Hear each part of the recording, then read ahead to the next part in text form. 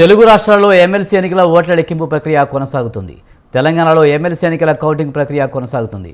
కరీంనగర్, నల్గొండలో ఓట్ల లెక్కింపు జరుగుతుంది. 2 ఉపాధ్యాయ ఎమ్మెల్సీ ఫలితాలు సాయంత్రంలోగా వెల్లడి కానున్నాయి. పట్టభద్రుల ఓట్ల లెక్కింపు ఫలితం రావడానికి 2 రోజుల సమయం పట్టే అవకాశం ఉంది.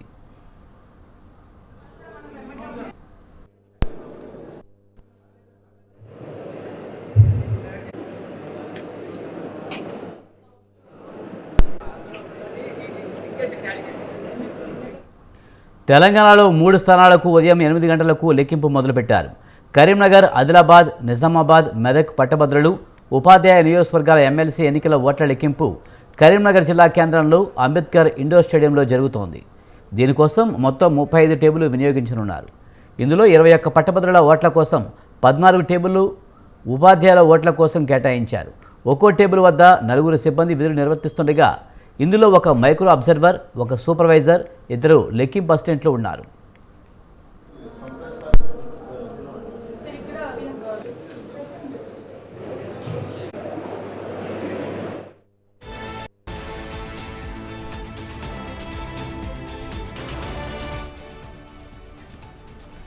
గ్రాడ్యుయేట్ నియోజకవర్గంలో 3.55 లక్షల ఓట్లు, టీచర్ నియోజకవర్గంలో 27,088 ఓట్లు ఉన్నాయి. టీచర్ల లెక్కింపు సాయంత్రానికి వెలువడే అవకాశాలుండగా గ్రాడ్యుయేట్ మాత్రం మరుసటి నాటికి పూర్తయ్యే అవకాశాలు ఉన్నాయి అని అంచనా వేస్తున్నారు. గ్రాడ్యుయేట్ స్థానంలో 56 మంది అభ్యర్థులు పోటీ పడుతుండగా టీచర్ ఎమ్మెల్సీ బరిలో 15 మంది తలపడనున్నారు.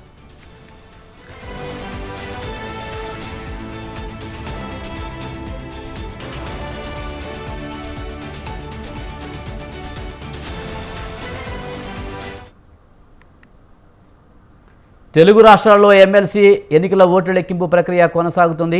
తెలంగాణలో ఎమ్మెల్సీ ఎన్నికల కౌంటింగ్ ప్రక్రియ కొనసాగుతుంది. కరీంనగర్, నల్గొండలో ఓట్ల లెక్కింపు జరుగుతుంది. దీనిపై మరింత సమాచారాన్ని మా కరెస్పాండెంట్ రవి అందిస్తారు. రవి, ముఖ్యంగా తెలంగాణ ఎమ్మెల్సీ ఎన్నికల కౌంటింగ్ ప్రక్రియ కొనసాగుతుంది. పూర్తి సమాచారం ఏంటి? Thank you Vijay. ఏదైతే ఇప్పుడు కరీంనగర్లోని అంబేద్కర్ స్టేడియంలో ఈ ఓటింగ్ లెక్క ప్రక్రియ జరుగుతుందో తెలంగాణ శాసన మండలిలోని పోటీ చేయు 56 అభ్యర్థుల ప్రకారం 56 బాక్సులు ఏర్పాటు చేయగా ఏదైతే ఎమ్మెల్సీ ఎన్నికల కౌంటింగ్ ప్రక్రియలో భాగంగా గ్రాడ్యుయేట్ ఓటర్లకు సంబంధించి 21 టేబుళ్లలో మరియు టీచర్స్ ఓటర్లకు సంబంధించి 14 టేబుళ్లు ప్రాథమిక ఓట్ల లెక్కింపు జరుగుతుంది. అయితే గ్రాడ్యుయేట్ బ్యాలెట్ బాక్సులు మొత్తం చూస్తే 499 బాక్సుల నుంచి తీసిన ఓట్లను మరియు టీచర్ బ్యాలెట్స్ బాక్సులు 274 బాక్సుల నుంచి పోటీ చేసిన అభ్యర్థుల ముందు లేదా వారి తరఫున వచ్చిన ఏజెంట్ల సమక్షంలో ఒక్కొక్క బ్యాలెట్ బాక్సుల నుంచి ఓట్లను మొత్తంగా లెక్కించి అందులో నుంచి చెల్లని ఓట్లను మరియు చెల్లుబాటు అయ్యే ఓట్లను సపరేట్ గా ఏర్పాటు చేస్తూ పోటీ చేసిన అభ్యర్థులకు సంబంధించిన ఏర్పాటు చేసిన 56 బాక్సులలో వారికి మొదటి మరియు 2వ స్థానం వచ్చిన ఓట్లను సపరేట్ చేసిన తర్వాత మొత్తంగా ఓట్ల లెక్కింపు ప్రక్రియ జరగనుంది. ఇదంతా జరగడానికి చాలా సుదీర్ఘ సమయం పడుతుంది కనుక ఈ ఓట్ల లెక్కింపు ప్రక్రియ డే అండ్ నైట్ గా జరుగుతుండగా ఈ రోజు సాయంత్రం వరకు ఈ ప్రక్రియ జరుగుతుంది. అయితే అధికారులు అన్ని రకాలుగా షిఫ్ట్ వైజ్ గా డ్యూటీలు వేయడం జరిగింది. అధికారులు మాత్రం అదే విధంగా సెక్యూరిటీ పరంగా చూస్తే అయితే ప్రధానంగా ఏదైతే కరీంనగర్ అంబేద్కర్ స్టేడియంలో ఉమ్మడి మెదక్, ఆదిలాబాద్, నిజామాబాద్, కరీంనగర్ పట్టభద్రుల టీచర్స్ ఎమ్మెల్సీ ఓట్ల కౌంటింగ్ ప్రక్రియ చేయడం జరుగుతుందో దీనికి గాను కరీంనగర్ పోలీస్ పటిష్ట బందోబస్తు ఏర్పాటు నిర్వహిస్తున్నారు. కౌంటింగ్ పరిసర ప్రాంతాల్లో ఏదైతే 144 సెక్షన్ అమలు చేస్తూ సరైన ఐడి ప్రూఫ్ ఆధారం లేని చూపిస్తున్న వారికే లోనికి అనుమతి ఇవ్వడం జరుగుతుంది. ఆధారం లేని వారిని ఎట్టి పరిస్థితుల్లోనూ వాళ్ళు లోనికి రానివ్వడం లేదు. కఠిన కాంక్షలతో పెట్టారు. అదేవిధంగా కరీంనగర్ సిపి అభిషేక్ మహంతి పోలీసులను కూడా షిఫ్ట్ వైజ్ గా డ్యూటీలు వేయడంతో కౌంటింగ్ జరుగుతున్న ప్రదేశాల్లో ఎలాంటి అవాంఛనీయ సంఘటనలు జరగకుండా ఉన్నందుకు పకడ్బందీగా పోలీసులు బందోబస్తు ఏర్పాటు చేయడం జరిగింది. అయితే మొత్తంగా చూస్తే ఏదైతే కౌంటింగ్ ప్రక్రియ ఉందో పోటీ చేసిన అభ్యర్థుల్లో గెలుపొందిన అభ్యర్థిని ప్రకటించడానికి కనీసం 2-3 రోజులు సమయం పట్టొచ్చని అధికారులు అయితే చెప్పుకొస్తున్నారు. విజయ్, ఇది ఉండగా రైట్.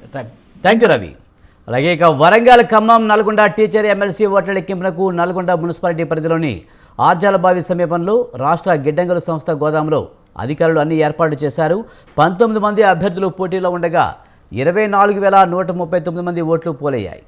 చెల్లుబాటైన ఓట్లలో 50% పైగా ఓట్లు వచ్చిన అభ్యర్థిని విజేతగా ప్రకటిస్తారు.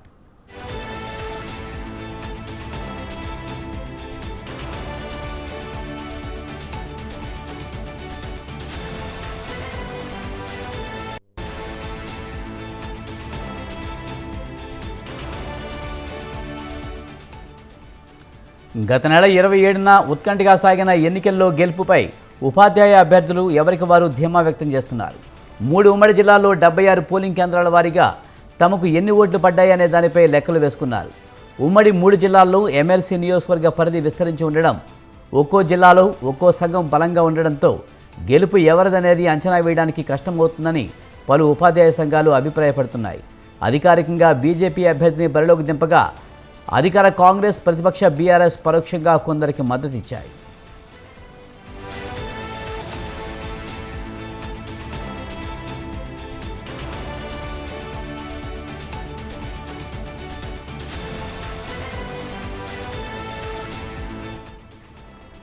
పోటీలో ఉన్న ప్రధాన అభ్యర్థుల్లో ఉమ్మడి వరంగల్కు చెందిన వారు ఎక్కువగా ఉన్నారు.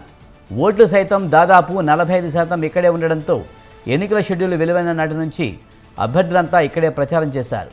దీంతో అభ్యర్థుల గెలుపోటముల్లో ఇక్కడ ఓట్లు కీలకం కానున్నాయి.